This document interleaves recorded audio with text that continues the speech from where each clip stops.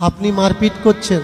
আপনাদের গ্রামে সাধ্যে যদি কেউ চুল দাড়ি না ফেলে, মানুষ তাকে বলুন ভালো বলবে না ঘৃণা করবে?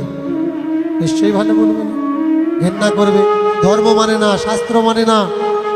বাবা মরে গেছে, মা মরে গেছে, ঠাকুরমা ঠাম্মা মরে গেছে, ঠাকুরদাদা মরে গেছে, চুল দাড়ি ফেলেনি। আমাদের ভারতবর্ষের প্রধানমন্ত্রীর গদিতে যিনি বসে আছেন তার নাম কি? আপনি মারপিট করছেন। আপনাদের গ্রামে সাধ্যে যদি কেউ চুল দাড়ি না ফেলে, মানুষ তাকে বলুন ভালো বলবে না ঘৃণা করবে? নিশ্চয়ই ভালো বলবে না, ঘৃণা করবে। ধর্ম মানে না, শাস্ত্র মানে না। বাবা মরে গেছে, মা মরে গেছে, ঠাকুরমা ঠাম্মা মরে গেছে, ঠাকুরদাদা মরে গেছে, চুল দাড়ি ফেলেনি। আমাদের ভারতবর্ষের প্রধানমন্ত্রীর গদিতে যিনি বসে আছেন তার নাম কি? নরেন্দ্র দামোদর মোদী। এক বছর আগে তার মা মারা গেল, নেড়া হয়েছে, চুল দাড়ি ফেলেছে। তাকে কিন্তু কেউ একবারও বলেনি ও ধর্ম বিরোধী। মা মরে গেছে, চুল দাড়ি ফেলেনি কেন? ও প্রধানমন্ত্রী বলে। আর তোমাদের বাড়িতে যদি কেউ না ফেলে, তোমাদের পাড়ায় যদি না কেউ ফেলে, এ ধর্ম মানে না, এ অধার্মিক, বিরোধী।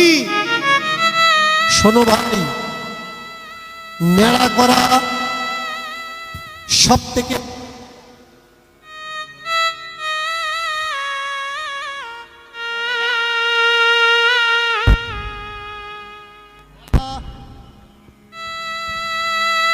মাথা নেড়া করা সব থেকে বড় সাজা। মারলে মারা হয় না, কারোর যদি মাথা নেড়া করে পাড়াময় ঘোরানো হয়, এর মতো অপমান আর পৃথিবীতে নেই। যদি কেউ ছাগল চুরি করে, যদি কেউ গরু চুরি করে, নোংরা কাজ করে, নেড়া করে তাকে পাড়াময় ঘোরানো হয়।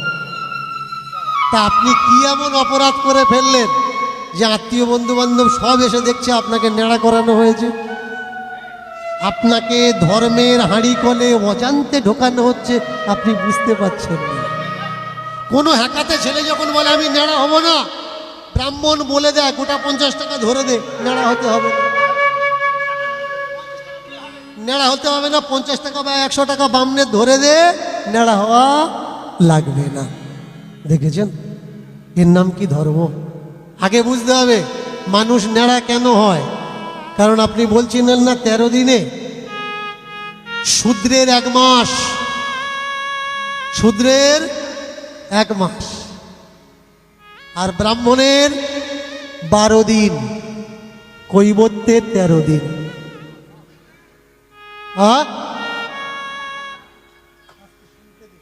হ্যাঁ বলুন। আজকের পা দুটো জড়িয়ে ধরে বলবো, বলুন এখনকার এখানকার তথাকথিত যেসব কীর্তনিয়ারা 40, 50, 60 হাজার টাকা নিচ্ছেন, একজনা বলুন যে আমি সমাজের জন্য কি ভালো কাজ করেছি? সুধী দর্শকবৃন্দ, আপনাদেরকে নমস্কার। আজকে এই ভিডিওতে আমি দেখাবো আপনারা যে শ্রাদ্ধ পিণ্ডগুলি করেন, সেগুলি করলে আপনারা কি লাভ পান, আপনাদের কি গতি হয়, সেটা নিয়ে আজকের বাংলার 3 কীর্তনিয়ার মহাসংগ্রাম এই ভিডিওতে হবে। সঙ্গে আছেন প্রদীপ পাল, দীনকৃষ্ণ এবং গুরুদাস গায়েন। আসলে আমরা শ্রাদ্ধ পিণ্ড করি, ব্রাহ্মণরা আমাদের দ্বারা শ্রাদ্ধ পিণ্ড করায়, কিন্তু এর মূল তত্ত্বটা আজ পর্যন্ত ব্রাহ্মণরা কিন্তু আমাদেরকে বলেনি। আজ বাংলার এই মহান কীর্তনিয়ার দল আপনাদেরকে জানাবে শ্রাদ্ধ পিণ্ড করলে আপনাদের বাবা মা ঠাকুরদা দাদু দিদিমারা কোথায় পৌঁছে যায়। শ্রাদ্ধের নামে যে ব্যবসাটা চলছে, এই ব্যবসাটা কবে বন্ধ হবে সেটা আপনারা নির্ণয় করবেন এবং সুন্দর করে একটা কমেন্ট পাঠাবেন। চলুন তাহলে ভিডিওটা স্টার্ট করি। জয় নিতাই। প্রথমে আপনাদের ছোট্ট ছোট্ট কয়েকটা তত্ত্ব বলে দিয়ে আমি লীলার মধ্যে যাব। ভক্তদের একটু নির্দেশ আছে লীলার সামান্য থেকে তার মধ্যে একটু তত্ত্বের মধ্যে যেতে হবে। তারপর দ্বিতীয় প্রশ্ন হচ্ছে, আপনারা যে সময় কীর্তন আরম্ভ করলেন সে সময়টা অসময়, বিশেষ করে এই বর্ষাকালের দিনে সন্ধ্যে 7টা থেকে আরম্ভ করলে একটু সময় দেওয়া যায়, আর যত রাত্রি হবে তত তো ঘুম পেলেই নিতাই গৌর হরিবল হয়ে যাবে। এই জন্য আপনাদেরকে বলে যাই, এই ছোট্ট সংক্ষিপ্ত সময়ের মধ্যে আপনাদের ছোট্ট তত্ত্বের মাধ্যমে ঠিক সময়ে আমি শেষ করব, আপনাদের চিন্তা নেই। এখন প্রথম প্রশ্ন হচ্ছে যে শ্রাদ্ধ বাড়িতে দেখবেন সবাই খায় না, নয় কি? আপনাদের এখানে হয় কিনা জানি না, আমাদের দিকে শ্রাদ্ধ বাড়িতে সবাই খায় না। অনেকে প্রশ্ন করে যে শ্রাদ্ধ বাড়িতে সবাই খায় না কেন মায়েরা? অনেকে দেখবেন শ্রাদ্ধ বাড়িতে খায় না, জিজ্ঞেস করায় তুই খাস না কেন? ও বলে আমার বাবা খায় না বলে আমি খাই না। ও জানে না, ওর বাবাও জানে না, শুনে শুনে করছে। কিন্তু জেনে নিতে হবে যে শ্রাদ্ধ বাড়িতে কেন খেতে নেই। যিনি যার নামে শ্রাদ্ধ, তিনি যদি ধার্মিক মানুষ হন, হরে কৃষ্ণ, তিনি যদি তার ভক্তি থাকে ভগবানের প্রতি, তবে তার শ্রাদ্ধে কিন্তু সবাই সেবা করতে পারে। কিন্তু যদি, হরে কৃষ্ণ, কিন্তু যদি জানা যায় যার নামে শ্রাদ্ধ হচ্ছে, মায়েরা হরে কৃষ্ণ মন দিয়ে শুনবেন, যার নামে শ্রাদ্ধ হচ্ছে তিনি যদি পাপ কর্ম করেছেন, তিনি যদি অধর্ম করেছেন, তবে তার শ্রাদ্ধে যে অন্নটা দেওয়া হয় সেটা পাপের অন্ন হয়ে যায়। তাহলে আপনারা প্রশ্ন করবেন আমরা চিনব কি করে যে শ্রাদ্ধ বাড়িতে কে পাপ করেছে আর কে ধর্ম করেছে? এই জন্য যারা শ্রাদ্ধ করায়, শাস্ত্র বলছে তাদের নিয়ম হচ্ছে যে যার নামে শ্রাদ্ধ, সেই শ্রাদ্ধের সময় ভগবানের প্রসাদ দিয়ে দিতে হয়। যদি ভগবানের প্রসাদ দিয়ে শ্রাদ্ধ করা যায় তাহলে সেই শ্রাদ্ধে সবাই খেতে পারে। দর্শক, আপনারা শুনলেন প্রদীপ পালের কথা কীর্তন। প্রদীপ পাল যেভাবে তত্ত্বটি দিলেন, তত্ত্বটি অত্যন্ত গুরুত্বপূর্ণ। তাই এবার আমরা অন্য কীর্তনিয়ার তত্ত্ব কথা শুনব, যেটা কিন্তু আপনাদেরই কাজে লাগবে। তাই ভিডিওটি শেষ পর্যন্ত দেখবেন এবং অবশ্যই একটা ভিডিওটিতে লাইক করবেন, বন্ধু বান্ধবদের মধ্যে শেয়ার করবেন। সৎসাহেব। মা মরে গেছে, মাকে নাকি পিণ্ডি দিলে স্বর্গে চলে যায়। প্রশ্ন, বাবা মরে গেছে, বাবা নাকি তাকে ভালো করে পিণ্ড দিলে, শ্রাদ্ধ করলে স্বর্গে চলে যাবে। কে বলেছে? ঠাকুর মশাই। কি তাই না? তা মা মরে গেছে, বাবা মরে গেছে, পিণ্ড দিতে হবে, স্বর্গে চলে যাবে। বাবা মরে গেছে, স্বর্গে চলে যাবে। কোনোদিন ভেবে দেখেছেন ঠান্ডা মাথায় যে লোকটা কোনোদিন হয়তো কোনো ভালো কাজ করেনি, আমি তার ঠেলে ঠেলে পাঠাবো স্বর্গে? আমাদের বর্তমান দিনে সেটা আজও চলছে। আমরা তো শিক্ষিত সমাজ, বলুন না, একটা মা মরে গেল, বাবা মরে গেল, তার শ্রাদ্ধ করলে নাকি স্বর্গে চলে যায়। বলুন এটা কারা করে গেছে? যারা চিটিংবাজ ব্রাহ্মণ। ভালো করে ভেবে দেখবেন, নিজেদের স্বার্থ সিদ্ধির জন্য সমাজটাকে তারা ধ্বংস করে অপরের মাথায় কাঁঠাল রেখে গোয়া ভেঙে খেয়ে চলে গেল। তারাই সমাজের মধ্যমণি হয়ে শিখিয়ে দিয়ে গেছে, স্বর্গে যদি পাঠাতে চাও তবে বাবার শ্রাদ্ধটা ভালো করে কর, মায়ের শ্রাদ্ধটা ভালো করে কর। আমার হোক আপনার হোক, মা যখন মরে যায়, ভালো করে ভেবে দেখবেন, পুড়িয়ে আসার পরে আমাদের একটা 1000 বছর ধরে একটা সংস্কার, এটা সংস্কার না কুসংস্কার আপনারা শিক্ষিত ছেলে মেয়ে ভাবতেন? প্রশ্ন, এটা কুসংস্কার না সংস্কার এটা আপনারা ভাববেন? মানুষটাকে পুড়িয়ে এসে আপনি যাবেন কাদের কাছে? বলা আছে ওরাই একমাত্র তোমার বাবা মায়ের কোথায় যাওয়া হবে সে সিদ্ধান্তটা ওরাই যায়। আপনি ঠাকুরমশাইয়ের বাড়ি গেলেন, ঠাকুরমশাই প্রথম থেকে স্টার্ট করবে কি করে একে টুপি পরানো যায়। বুঝো কি করে একে টুপি পরানো যায়, যত কায়দায় ফেলবো তত ফায়দা লুটে নেব। প্রথমে জিজ্ঞাসা করলো, হ্যাঁ রে তোর মা তোর বাবা কটায় মরেছে? এই কটা মানে এবার থেকে তোমার শুরু হয়ে গেল। কি আপনি পট করে বলে ফেললেন আমার মা আমার বাবা, ধরুন আমার মা মরেছে, না এখন মা আমার বেঁচে আছে, বাবা রাগ করবেন না, হরি বল, আমার মা বেঁচে আছে, বাবা মারা গেছে। এবার আমি কি বলবো? আমার বাবা মরেছে কটার সময়? ভোর 4টের সময়। সঙ্গে সঙ্গে ঠাকুরমশাই ওদের 14 গোষ্ঠীর যে একটা সিটিংবাজি লাইন আছে, হ্যাঁ, ওই 14 গোষ্ঠীর সিটিংবাজির ধারাবাহিকতার যে ধারাপাতটা খুলবে, ওরা আনন্দ করবে, তোমার ধারাপাত। কি বলুন? রাগ করবেন না, কষ্ট পাবেন না, দেখবেন আস্তে আস্তে ইস মহেন্দ্র যোগ ছিল 5:55 পর্যন্ত। তোর বাবা এই যে 6টার সময়, ইস আর 5 মিনিট আগে যদি মরত, তোর বাবা হেঁটে হেঁটে স্বর্গে চলে যেত। প্রশ্ন, এই যে 5 মিনিট পরে মরেছে মানে তোর খবর খুব খারাপ। তোরও খবর খারাপ, তোর বাপের আরো খবর খারাপ। তোর বাপ 4-5 দোষ। প্রশ্ন আপনি ঠাকুর মশাইকে প্রশ্ন করুন। হ্যাঁ বাবা, এই কথা বললে হয়তো অনেক ঠাকুর মশাইরা কষ্ট পাবেন। আমি পা দুটো জড়িয়ে ধরে বলবো, এখানে তো সময় মাত্র স্বল্প, যদি আপনাদের কারুর মনে কষ্ট হয় দয়া করে আমার সঙ্গে একটু মিটিং করুন। আপনি কটা বই পড়েছেন, আমি কটা বই পড়েছি, একটু জানান হয়ে যাক না। আপনারা শুনলেন গুরুদাস গায়নের কথা কীর্তন। তিনি শ্রাদ্ধ সম্পর্কে কি বললেন সেটা আপনারা মোটামুটি বিস্তারিত জানলেন। এবারে কিন্তু আমরা মূল তত্ত্ব নেব দীনকৃষ্ণ ঠাকুর মহাশয়ের কথা কীর্তন থেকে। তাহলে দর্শক, এই কথাগুলি শোনার পরে আপনারা কি বাবা মায়ের শ্রাদ্ধ করবেন, দাদু দিদিমা শ্রাদ্ধ করবেন? আপনারা ভুল করছেন। শ্রাদ্ধ পিণ্ড থেকে দূরে সরে যান। এগুলি হচ্ছে কাল্পনিক, এগুলি ব্রাহ্মণরা আমাদেরকে ঠকানোর জন্য করছে। আপনারা বুঝিও কেন বুঝছেন না? আপনারা সংস্কারী হয়ে উঠুন, বা ওই ধুতি পাঞ্জাবি পরা ব্রাহ্মণদের থেকে দূরে থাকুন। ওই পাখণ্ডী ব্রাহ্মণদের থেকে দূরে সরে যান। এরা এটা আমার নয়, সেটা আমি নেব না। এর নামই হলো ত্যাগ। আর যেটা আমার নয় অথচ আমি ধরে রেখেছি, নিয়ে রেখেছি, তার নাম হলো বিষয়। আমাদেরকে শোষণ করেছিল, আজও শোষণ করছে। শিক্ষিত হয়ে এই ভুলগুলি করবেন না। আপনাকে অনেক ধন্যবাদ। এবার চলুন তাহলে মহান কীর্তনিয়া দীনকৃষ্ণ ঠাকুরের কথা কীর্তন এবার আমরা শুনবো।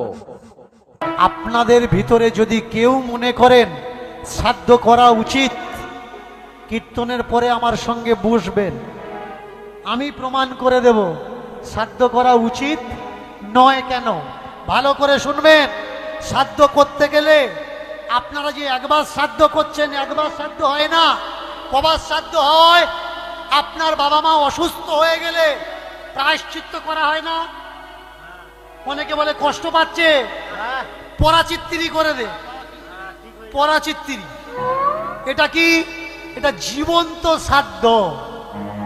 এইবার আপনার ছেলের যে মুখে ভাত দিচ্ছেন, আপনার ছেলের বিয়ে দিচ্ছেন, আপনার মেয়েকে বিয়ে দিচ্ছেন, এই বিয়ে হবে কখন? রাত্রে বেলায়। আর দিনের বেলায় আপনি কি করছেন? নানি মুখ, পঞ্জিকাতে বলা হয় নন্দী মুখ। এই নন্দী মুখ কাকে বলে? এই নন্দী মুখ মানে একটা শ্রাদ্ধ, মানে আপনার পূর্বপুরুষদের জলদান করতে হয়। নন্দী মুখটা আগে আপনি শ্রাদ্ধ করছেন, তারপরে গিয়ে আপনার ছেলের বিয়ে হচ্ছে। আপনি আগে শ্রাদ্ধ করছেন, তারপরে গিয়ে আপনার মেয়ের বিয়ে হচ্ছে। আপনি আগে শ্রাদ্ধ করছেন, তারপরে আপনার ছোট্ট বাচ্চার মুখে অন্নপ্রাশন করছেন। আগে শ্রাদ্ধ করাই লাগবে। এই শ্রাদ্ধ যারা করেছেন আর যারা আগামীতে করবেন, আপনার বাবা উদ্ধার হবে। আপনার সামনে কলার খোল কেটে রাখা হয়েছে, ওর ওপরে একটা কাঁচকলা দেওয়া হয়। কাঁচকলা দেওয়া হয় না? বলুন, আত্মার মঙ্গলের জন্য কাঁচকলা কোন কাজে লাগে বলুন? আত্মা তো খায় না। আত্মা খায় কি? আত্মা দেখে না, আত্মা অনুভব করা যায় না। আত্মা না তো চলতে পারে, না তো বলতে পারে। তাহলে আত্মা পড়বেন, আত্মার রহস্য সন্ধানে আত্মার লজিকটা পড়বেন। কি এই আত্মা? আত্মার কনসেপ্ট, এটা পড়বেন, পড়ার দরকার। তাহলে আত্মাকে উদ্ধার করার জন্যে, যার উদ্ধার ভগবান নিজে বললেন, আত্মার উদ্ধার আত্মা নিজেই করে, কারোর সাধ্য নেই আত্মাকে উদ্ধার করা। তাহলে সেই আত্মার উদ্ধার করার জন্য করলাম কি? শ্রাদ্ধ। আর সেই শ্রাদ্ধের মাধ্যমে চলছে কি? দান। কেউ ষোড়শ দান, কেউ দ্বাদশ দান, কেউ 18 দান, কেউ জমিদান, কেউ ভূমিদান, কেউ অন্নদান, কেউ আবার গরু বাছুর দান করছেন। কেন?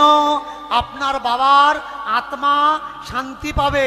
আচ্ছা ভাই, সারা জীবন বাবা মার দেখিসনি, বাবা মা যেটা খেতে চাইলো কখনো খেতে দিসনি, তুই ভেবেছিস বাবা মা মরে গেছে, শ্রাদ্ধ করে কলা পিণ্ডি চটকে জামা কাপড় বোঝা করে বামনের দিবি, বামনে চলে যাবে, আর তোর বাবার আত্মা শান্তি পাবে? তোর বাবা তো ওখান থেকে গালাগালি করবে বসে বসে। বেঁচে থাকতে খাওয়াতে পারলি না, মরে যাওয়ার পর পাড়ার লোক খাওয়াচ্ছিস, এটা কি তোর উচিত? অনেকে বলে মরা ব্যক্তিকে খাওয়াতে গেলে ব্রাহ্মণের মুখ থেকেই মরা ব্যক্তি খায়। ভালো করে শুনবেন, আপনার বাবা যেটা খাওয়ার ইচ্ছা ছিল আপনি খাওয়াতে পারেননি, ব্রাহ্মণকে খাওয়াবেন, খাওয়ালে আপনার মরা বাবা পেয়ে যাবে। আপনার বাবার যেটা পড়ার ইচ্ছা ছিল পড়াতে পারেননি, ব্রাহ্মণকে দিয়ে দেবেন, দিলে আপনার বাবা সেটা পড়তে পারবে। মেনে চলুন, আপনার বাবা মরার আগে প্রচণ্ড যন্ত্রণায় ভুগছিল, আর মরার সময় বলেছে, বাবারে এ যন্ত্রণা আমার সহ্য হচ্ছে না, একটু বেগুন মারা বিষ এনে দে আমি খাই। বেগুনে পোকা মারা বিষ কোনো ছেলে দিতে পারবে? দিতে পারবে না। বাবা মারা গেছে, এখন ব্রাহ্মণ এসছে বাবার আত্মার শান্তির জন্যে, আপনি যদি বলেন পণ্ডিতজি আপনাকে খাওয়ালে আমার মরা বাবা খাবে, আমার মরা বাবা শেষ ইচ্ছা ছিল যে প্রচন্ড যন্ত্রণা হতো, একটু বেগুনে দেওয়া বিষ খাবে, আপনি একটু খান, ও খাবে তো? জামা কাপড় এটা নেবে, কিন্তু বাবার শেষ ইচ্ছা, আপনার বাবা যে ওষুধগুলো খেত, হার্টের ওষুধ, সুগারের ওষুধ, পুরো এখনো কমপ্লিট হয়নি, বাবা মারা গেছে। আপনি যদি ব্রাহ্মণকে বলেন ঠাকুর মশাই আর 4 দিনের ওষুধ আছে, আমার বাবা তো খেয়ে যেতে পারেনি, উপরে গিয়ে কন্ডিশন কি হচ্ছে না হচ্ছে, 4 দিনের ওষুধ দয়া করে খান,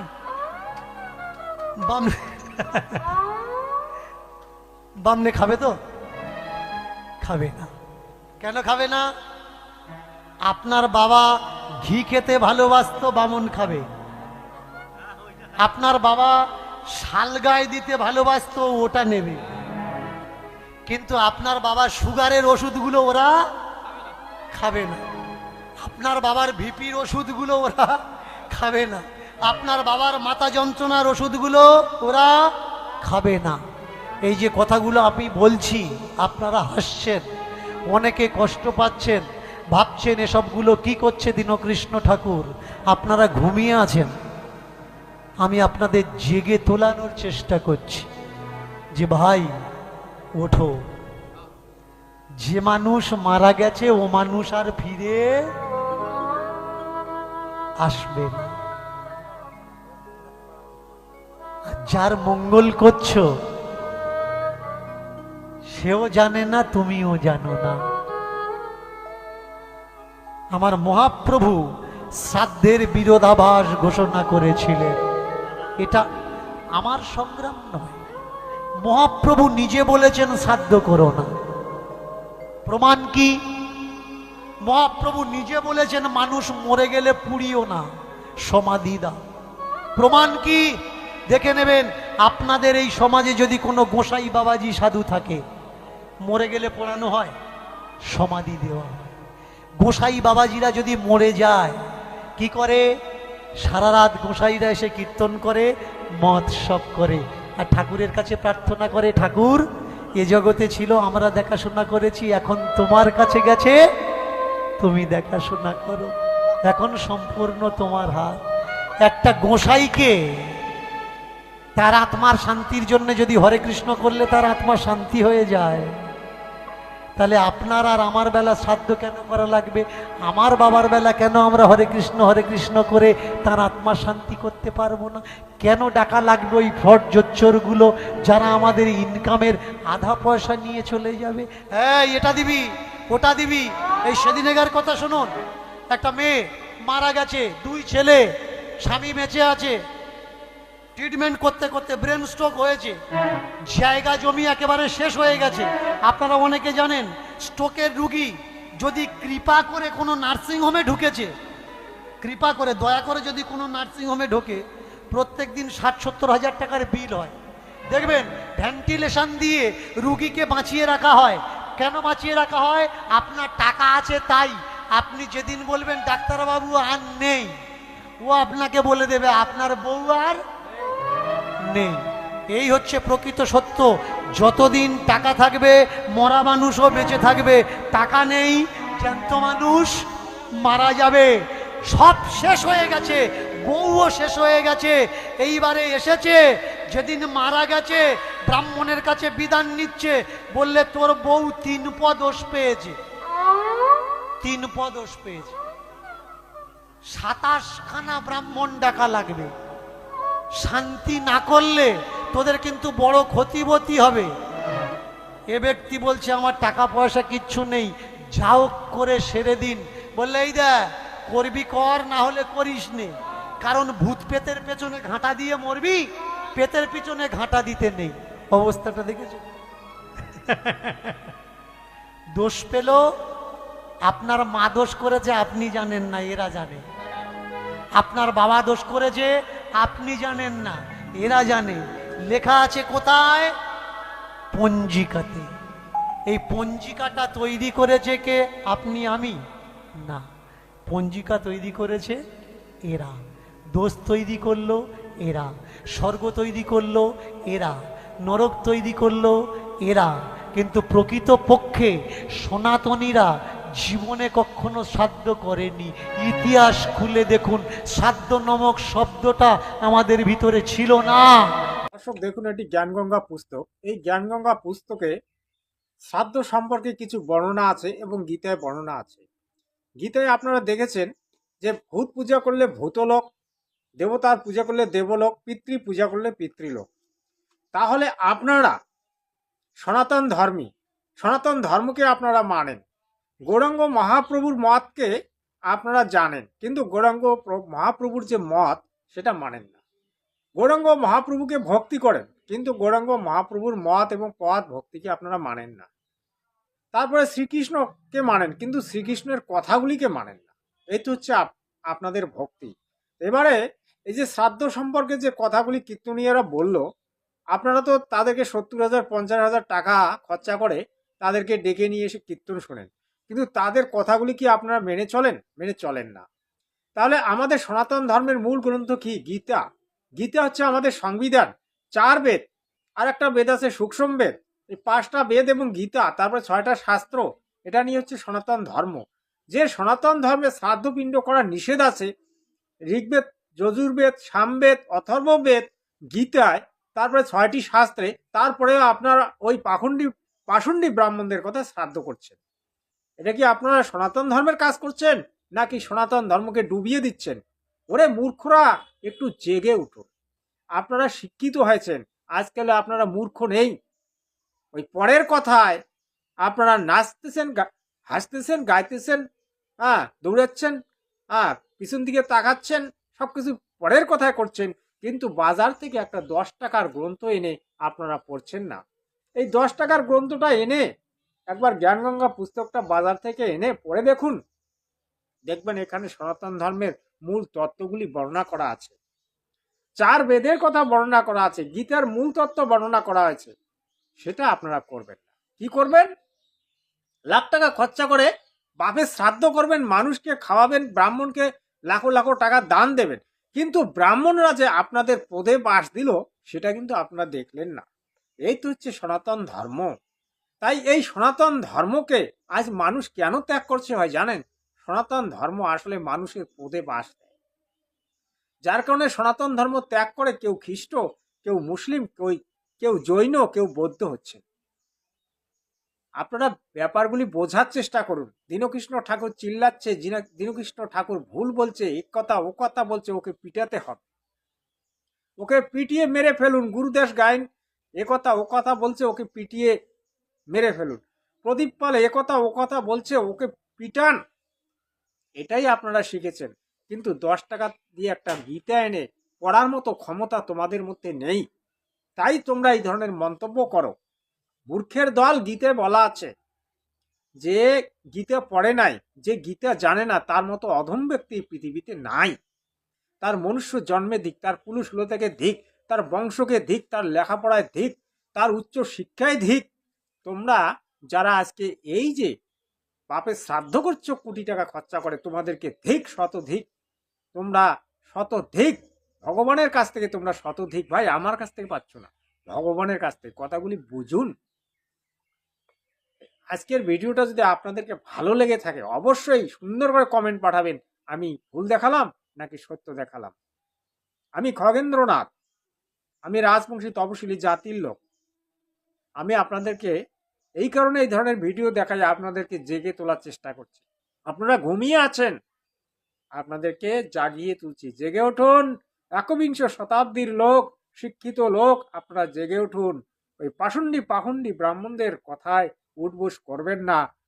ধন্যবাদ আপনাদেরকে। শেষে একটাই কথা বলবো, সর্বদা শান্তিবার্তা চ্যানেল দেখবেন, শান্তিবার্তা চ্যানেল ফলো করবেন। জয় হিন্দ, বন্দে মাতরম।